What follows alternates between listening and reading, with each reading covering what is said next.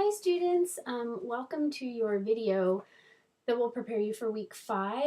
So we're over 4 weeks into the semester and you've completed a few assignments and you've taken some quizzes and you've participated in some discussion boards. So we've really done a lot of different things that constitute this class, the substance of this class. So I hope you've been watching all the videos and reading all my emails and all of that, because I really intend for these to supplement the information that I share in the syllabus, the course calendar, and in the weekly to-do list. So today's video is going to focus quickly on some salient content from Pringle's Chapter 6 and Chapter 7. Those are the readings for week 5. So compared to what you've done in past weeks, this is kind of a small amount of reading. So I'll go through some highlights from those chapters for you. I also want to say, if you are watching this over the weekend before week 5 or on Monday of week 5, be sure you get your product website done by Monday night at midnight. In week 4, I heard from several students as they troubleshot some problems they were having. But I really only heard from a handful of students, so I'm really hoping that a lot of you who I haven't heard from just had an easy time following all of my instructions, and that is the case, instead of the bulk of the students having waited to do this assignment until very late in the game. It can be a tricky assignment if you're not used to working with HTML, working with FTP. So also remember, everybody has to do a screen recording.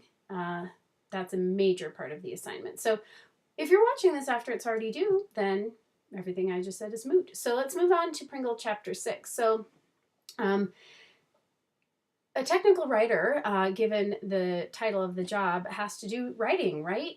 So as Pringle says, and I'm going to be quoting a lot from that book just in this talk I'm going to give you right now.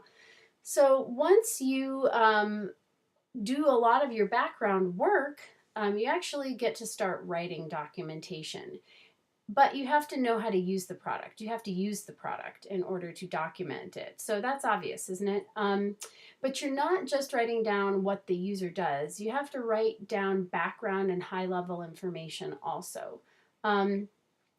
It's critical that you know who your audience is. Now, if you've taken other technical and professional communication classes, you've probably heard this mantra over and over and over, that audience and purpose are the critical features of a technical writer's career.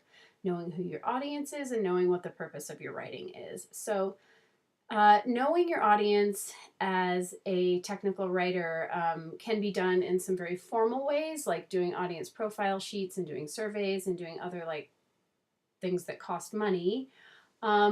Or you can do some more lower cost practices to know who your audience is. But you need to know, is your user experienced or is your user a total novice?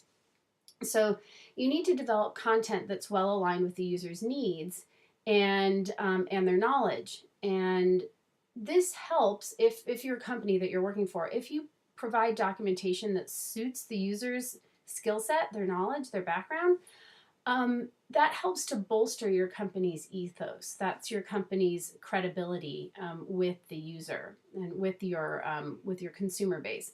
So a user won't trust a product or its company if she or he can't use the information, obviously.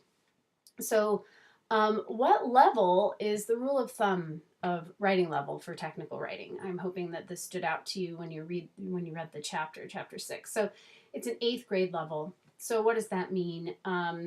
You need to write in declarative sentences, avoid jargon and slang, you explain complex terms and acronyms, and you use proper document structure with headings, bullets, use of chunking, etc. Those are all document design principles that are pretty standard within technical writing and across technical documents. So another topic raised in Chapter 6 was inclusive language. Now this is one of my sort of pet interests. What is inclusive language? Your book endorses using your or their. So many people, when they're speaking, they use it is in his interest or it is in her interest. They'll use a gender-specific pronoun, but you don't want to discriminate against people who aren't in that gender group when you're writing documentation for a product. So you need to use something neutral. Another way of putting that is you need to use something inclusive. I would like to point you to a website, grammarist.com. If you go to grammarist.com/usage/they, then you can read a little article about the pronoun their and its increasing currency as used in singular form. So how do you come to know your audience? I touched upon this a few minutes ago, but I'll mention it again quickly. How do you get to know them well enough to write your material at the appropriate level for them in the appropriate way? So there are many expensive techniques, as I mentioned, but your book names a few at bare minimum things you must do. Approaches, these are on pages 95 and 96. You need to know their education, demographic information like how old are they, where do they live, things like that. Is there a specific religious or ethnic population that uses your product? Would that be worth knowing? So that's demographic information. 3 is their level of computer knowledge. 4, how much do they know about the subject matter? 5, how motivated are they? 6, user requirements. And 7, physical characteristics that are important. That might seem initially like something that makes you wary, that you need to focus on physical characteristics, that might bleed into the domain of discriminatory, but absolutely not. If you're writing technical documentation, you need to know that the documentation that you're writing is accessible for the people who are using it, whether in a print document or whether in an online form. So are they limited in sight? If it's a video, do they have limited hearing? So 508 compliance is a compliance standard that federal organizations are required to abide by. And private companies that do work for federal organizations, but it primarily concerns governmental bodies like the Department of Energy or the Department of Education. Materials that they put out need to be 508 compliant. But some of these organizations can be excused from 508 compliance depending on the situation. So some of the work that Sandia does gets a sort of a pass on 508 compliance depending on what it is, or the, it depends on the resources of the organization. But you can learn more about 508 compliance if you wish. So before you start writing, you also must know whether the organization that you work for has a certain style standard. So I happen to be the editor of an online journal, and the journal that I'm the editor of, as I said, it's online, exclusively exists online. And the articles that we publish and the material that we produce on our site needs to conform to a certain style. That's our organizational standard. It can be termed a style sheet, that everything that is published on your site conforms to this style sheet. So you need to know if your organization has certain style standards, like are certain words always capitalized? How do they use hyphenation? When are bullet points used? Certain things like that could be standardized in the organization for whom you work. So your book describes 4 basic categories of content. So interface information, this includes like tooltips and context-sensitive help. Creating some of this information, though, is complicated and not supported by some DITA authoring environments, which you learned a little bit about already this semester. The second category is reference information. So this assumes that your user knows what they want to do and provides content but no instructions. So it includes glossaries and lists of functions. So number 3 is conceptual information. You provide the why behind the feature, and you explain choices of why A is better than choice B. And number 4 is procedural information, steps that tell a user how to perform a task.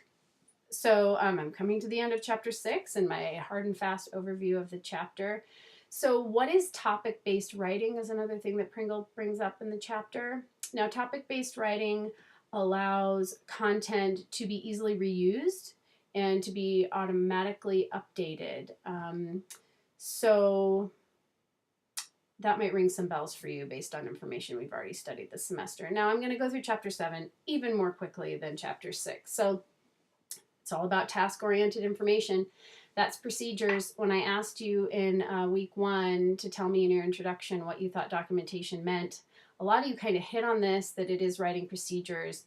it's writing processes, it's writing instructions. So that's kind of the most famous incarnation of documentation, and that's what Chapter 7 talks about. So these are steps requiring actions. Those lead the way in procedures. So you need to have information about the results of those actions too. And you should use graphics and tables and notes to clarify when necessary. So often a set of instructions, even if it's like a recipe or something, it will have a lead-in that basically maybe tells a preparatory step or gives the rationale for doing the process. So in a structured authoring environment, you might have some parameters that are forced upon the steps and the results of steps as you compose them, so you need to keep that in mind. And I want you to pay attention to, and I think this is interesting, the differences in degrees of severity between caution, warning, and danger notifications, and where these are typically used. So I've only got a few more things to say, so bear with me. So what are the differences between a numbered list and a bulleted list in terms of what these imply?